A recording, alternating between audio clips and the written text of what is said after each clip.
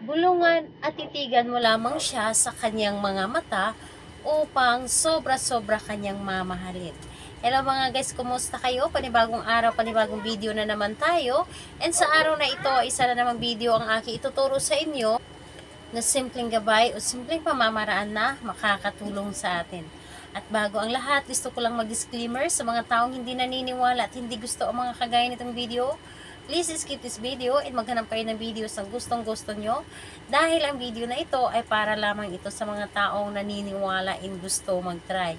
Sa lahat po ng mga nagko-comment po dito sa aking video, dito po sa loob ng aking channel, mag-ingat po sa lahat ng mga nagre-reply sa inyo na dinadala kayo sa kanilang WhatsApp. So, ayun po, para po maiwasan po natin ang mga scam. Ngayon, ang aking ituturo sa inyo, ito ay titigan, bulungan mo lamang siya habang tinitigan mo siya sa kanyang mga mata upang labis-labis kanyang mamahalin. Ikaw lamang ang kanyang mamahalin, hindi siya mapakali at walang ibang tinitibok ang kanyang puso kundi ikaw lamang. Yung tipong ikaw lamang ang nagpapasaya sa kanya, nalulungkot siya kapag hindi kanya makausap o hindi kanya makita. Ito ay pwedeng gawin sa parehas ang kasarian, babae ito babae and lalaki ito lalaki. Siyempre sa ating babae at lalaki na mag-partner.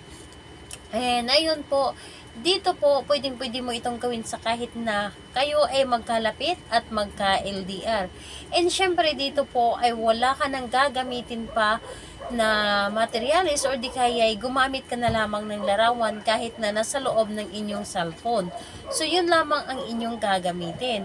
And ngayon po kapag meron na kayo or ready na yung mga pwede nating gamitin, ang isunod po ninyong i-ready is ang inyong sarili. I-ready mo ang inyong sarili na kung saan ito ay mag-focus ka lamang at wala pong dapat na nakakaalam na may gagawin ka. And ayun po, dapat po ay hindi mo ito ipagsasabi at buo po ang inyong loob sa paggawa nito at lubos kang naniniwala sa inyong dapat gawin. Ngayon, kapag ready ka na and kailangan na nasa loob ka ng inyong kwarto kapag gumawa ka upang maiwasan natin na ma-distract or may makakastorbo sa inyo, and mas maganda na gawin mo ito yung tahimik po ang kapaligiran para mas maganda ang paggawa nito and makapag-focus ka dapat. Ngayon po, kung ikaw ay ready na at gusto mo na itong gawin, hawakan mo lamang ang iyong cellphone o di kaya ang kanyang larawan. Hawakan mo or titigan mo ang kanyang mga mata sa kanyang larawan. Dapat yung larawan niya ay clear po dapat. And ayun, dapat po yung para bang nag-eyes to eyes kayong dalawa.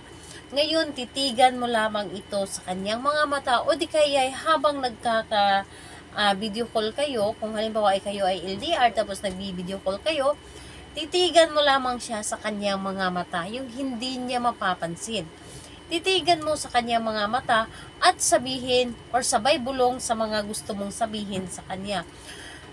Halimbawa na lamang ay sabihin ninyo na mamahalin mo ako ng labis-labis at wala kang ibang mamahalin kundi ako lamang at hindi ka mapakali kung hindi mo makausap, hindi mo ako makita o hindi mo ako makasama.